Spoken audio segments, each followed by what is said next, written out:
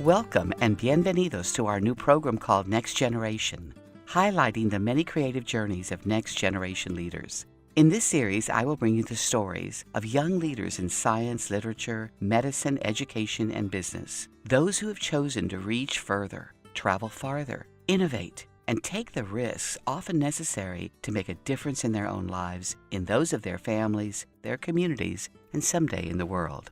My name is Yvette Garcia. For over 22 years, I had the great privilege of serving as president of the University of Texas at Brownsville. Through that work, I came to know the stories of many of our students that overcame great obstacles to attend college and through great sacrifice of their own and of their families, make it through. Getting to know their stories was always a great inspiration to me. So I thought I'd chase some of them down, interview them, and let you hear in their own words what they're up to now, what their challenges were, and what they hope to accomplish in the future. I promise you will be as inspired, amazed, and humbled by their accomplishments as I have been. Now let's get started.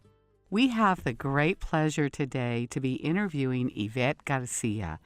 Yvette started out as a young child at Texas Southmost College in the daycare center in about 1987. For a couple of years was being taken care of by our child care center because her mother, Olga Garcia, worked at Texas Southmost College. Yvette, are you there?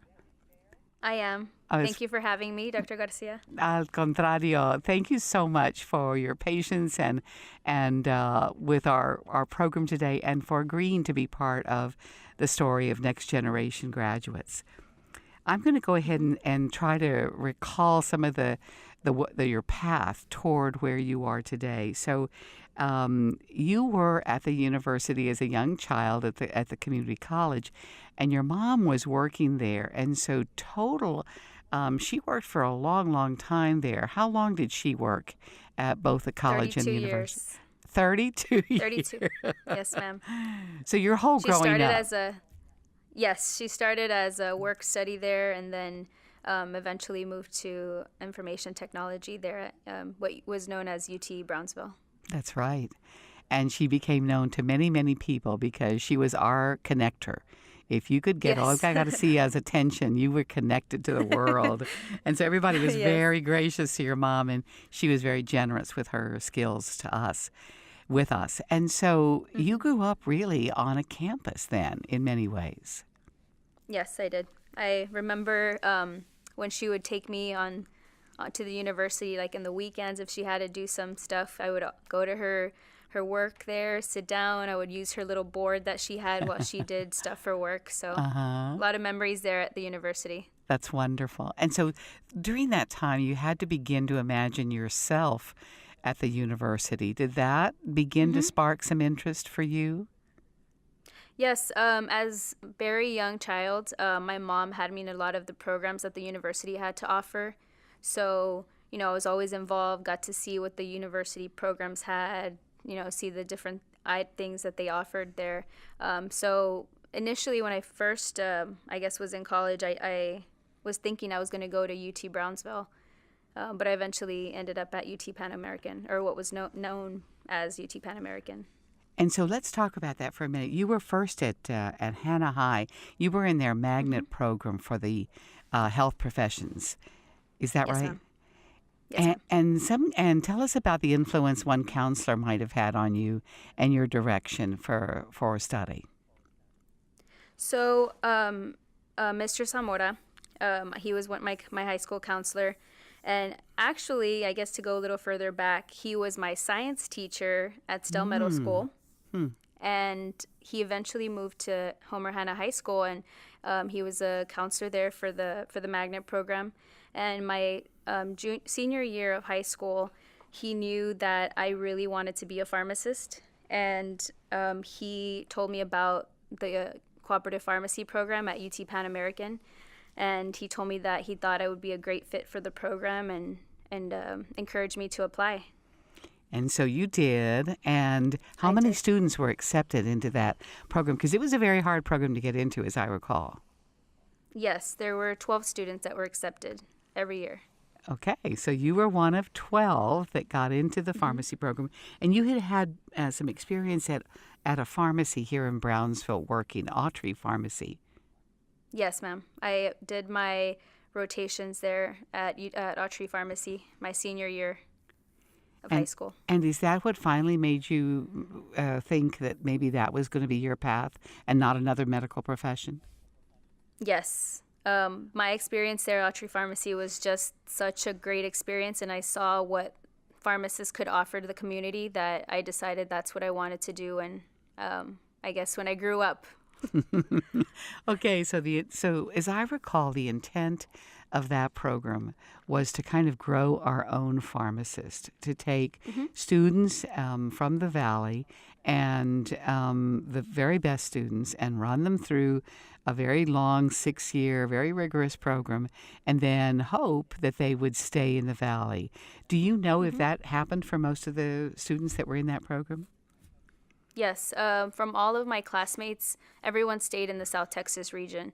Some of us are in Laredo, some of us in San Antonio, and then the others are all here in the Rio Grande Valley. So that worked. That magic worked. So you started out It did. at UT Pan American for 2 years, and then what? And then went to UT Austin, where we did 2 years there at the university. And then the last 2 years of pharmacy school, we came back to UT Pan American, where we did community service here in the Rio Grande Valley. And then we also did some classes through telecommunications with UT Austin. So going to UT Austin then as a junior had to be a bit of a shock on many different levels Yes. to you. Tell us about that. So when I first moved to UT Austin, I want to say I was about 20 years old. It was the first time moving away from home. Because when I was living here at Edinburgh at UT Pan American, I would drive home every weekend. And then when I moved to UT Austin, I couldn't come home as often as I would. So it was a culture shock. The campus was very large, just different cultures that, different people that I didn't get to see while I was here in Edinburgh. So it was very different. Then I got to, you live alone. It's like you said, it's a shock when you move to a bigger city. And so when you got really lonely, how did you get home to visit? I would take the Greyhound bus back home. The friendly Greyhound bus got me home, huh? Yes. There were several stops on the way down, but and my mom would, sometimes say like, "You don't have to come down." I'm like, "But I want to see you all." I was I guess homesick, so I'd come on the bus back home and visit the family. That's wonderful. You'll do anything once in a while for some local food, for your mother's food, and an embrace from somebody. So was it hard for you at UT Austin academically? It was. I think here UT Pan American, my first 2 years, at the time, I guess I didn't think it was as rigorous, the curriculum. I was able to handle it. And then moving to UT Austin, it's just, it was a lot different. My study habits had to change. Before, I would study, a week or two before an exam. And at UT Austin, I felt I was studying every single day. My life was at the library. And I think that's just because, the first semester, you're getting used to living on your own. You're getting used to being without, close family around. And so then you add the academic part of it, and, I felt like I was drowning a little. And I think everybody goes through that, right? And they call it sometimes we think we're the first ones to ever go through that in our family. And we don't know that everybody's gone through it at some point or another. Now, was there a moment when you said, I think I'm not cut out for this. I think I'm going to go home? Yeah. My first semester of pharmacy school, I want to say it was a little before finals. I had gotten a few failing grades in one of my courses, and I called my mom and I told her, you know what? I was crying at the time. And I'm like, I'm quitting. I'm not going to do this. I don't want to be a pharmacist. I'm coming home. And she's like, Yvette, what are you going to do if you come home? I'm like, I don't know, I'll think of something. I'll go back to school, I'll change, careers. And she's like, keep going, don't give up. I believe in you. Don't give up.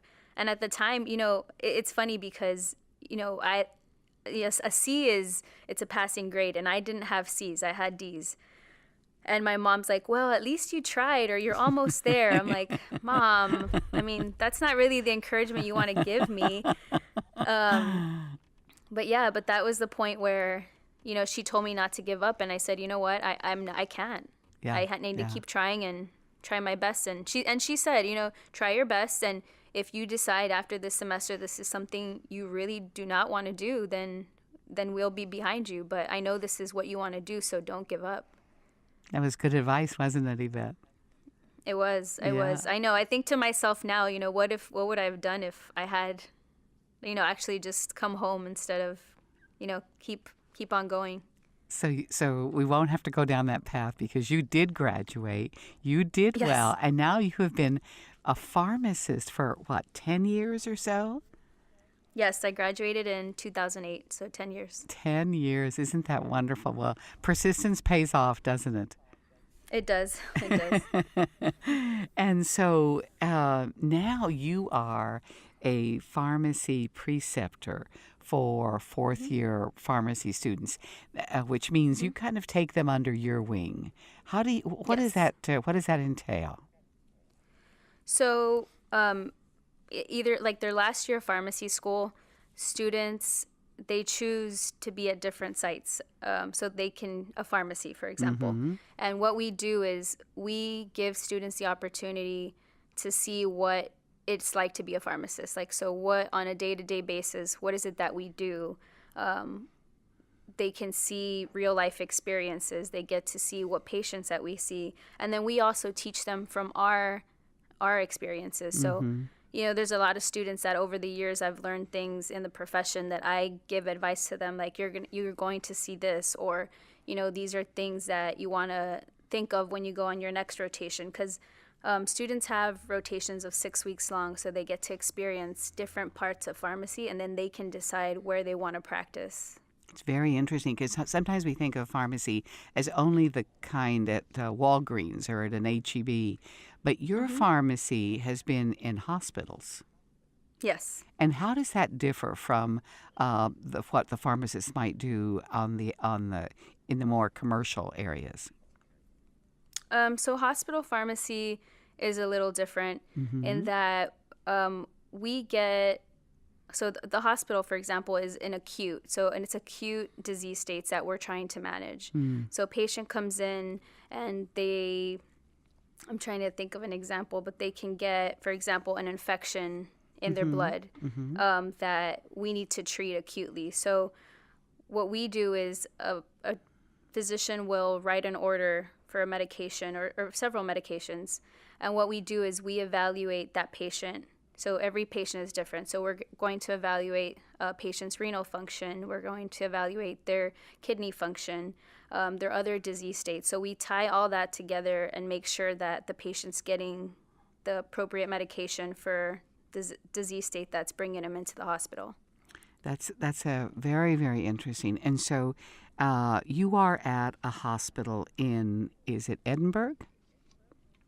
McAllen. In McAllen. Tell us the name of the hospital. Rio Grande Regional Hospital. Rio Grande. And you are the pharmacy manager in charge. Is that right? Yes. So there's the pharmacy director and then myself. I'm the pharmacy manager. Okay. And so what does a pharmacy manager do at a hospital? So my role in the hospital is I'm the clinical manager. So what we do is we try to see the needs of the hospital or the patients, and we try to bring service lines that the pharmacy can offer.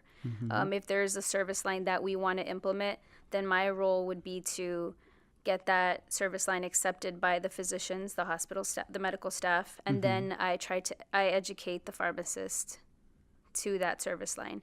So like an example I could give you is dosing of medications, for example. If that's a service line that we want to offer, then we get that approved by the medical staff, and then we educate the pharmacist to say, this is the service line we're providing, and now, this is what we need to do for our patients.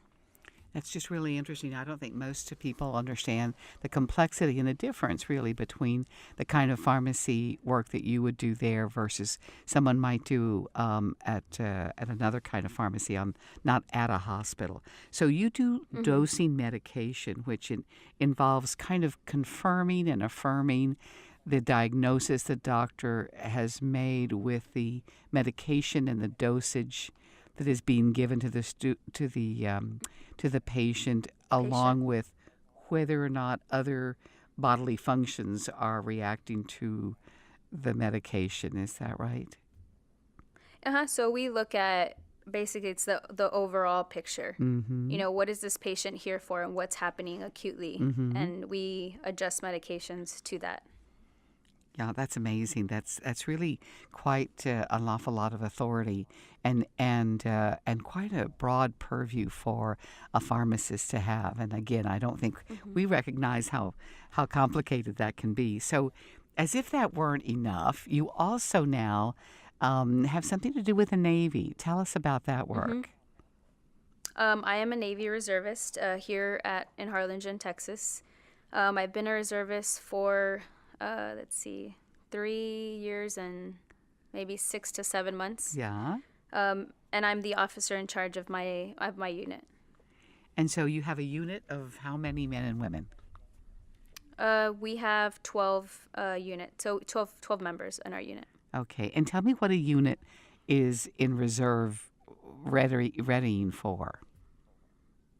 So there's different units in the reserves. My unit is a medical unit. Okay. So the members of my unit, I have corpsmen, hospital corpsmen that provide medical care, and I also have sailors that are supply, people that are culinary specialists. So if in the event that we were to get deployed, we can provide all those services to like a larger force. A larger military force. But our main, I guess, unit, if I trying to explain it, is medical. We are a medical unit. You're a medical unit, and so you're in constant readiness, is my understanding, for what they might call Tier 1 deployment?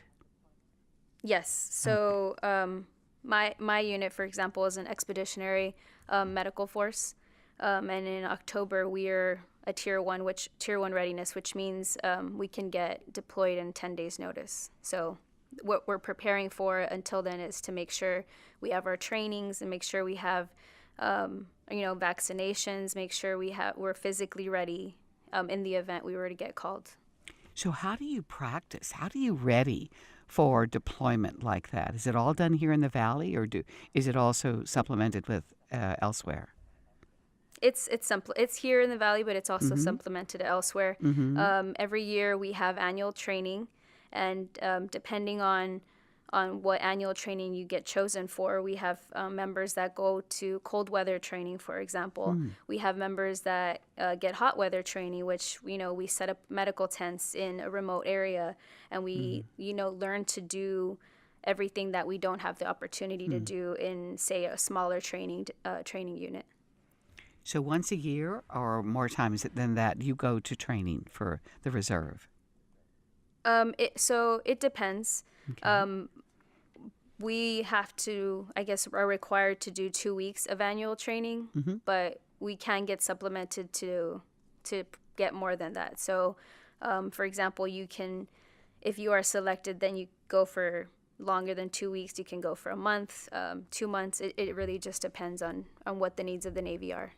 So you have a full-time job then at Rio Grande Regional Hospital as a pharmacy manager, and then you are an officer in the Navy Reserve, and you're in charge of a unit. And because you have so much time left over, you're also a mom, a single mom. Tell us about your baby. I am. My daughter will be 3 years old in about 2 months. Congratulations. Thank you. And she will be starting school in August, or half day. She'll be starting at a Montessori half day. So got a lot of things to do. No kidding. Well, so you've got your hands full in lots of ways. So so you're always ready to be deployed. You're either at work or you're at home with your baby, and you can handle all of this at the same time somehow. Yes. Some days better than I don't do others. it. I don't do it alone. I have a lot of family support, and that's how I get a lot of it done. Without them, I wouldn't be where I am today. So Of course. it's a lot of family support.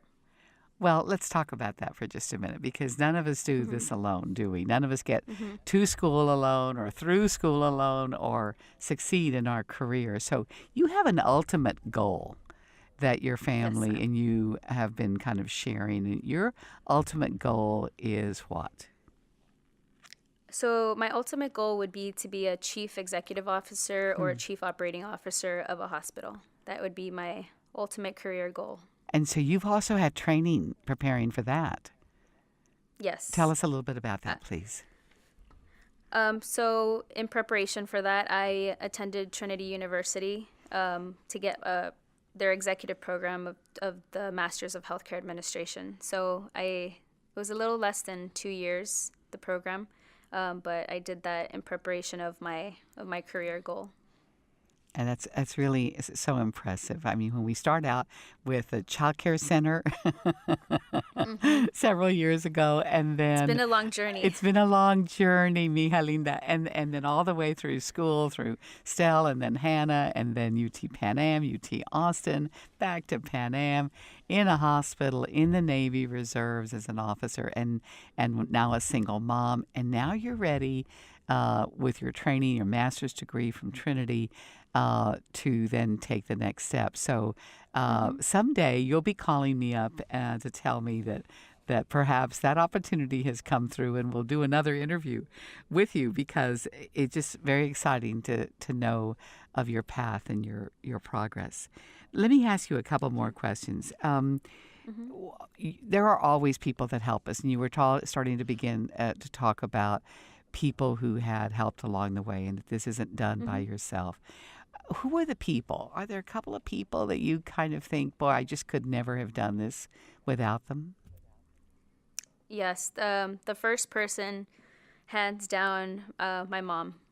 I wouldn't be where I am today, and I couldn't continue doing what I am doing today without her. Like you said, I'm a single parent, so a lot of times I am called away with the reserves, and she is the one that helps me take care of my daughter. Make sure that I don't have that worry that who am I leaving my daughter with. I mean, I can't even explain what she means to me, but my mom is the number one. The second person that helped me, I guess, see my potential or get me to where I, began this whole career is Mr. Zamora, my counselor. Without him, I probably wouldn't have heard of the UT Pan American Cooperative Pharmacy program, because he's the one that told me, the program's available, you should apply, and I'm going to help you apply and get to where you want.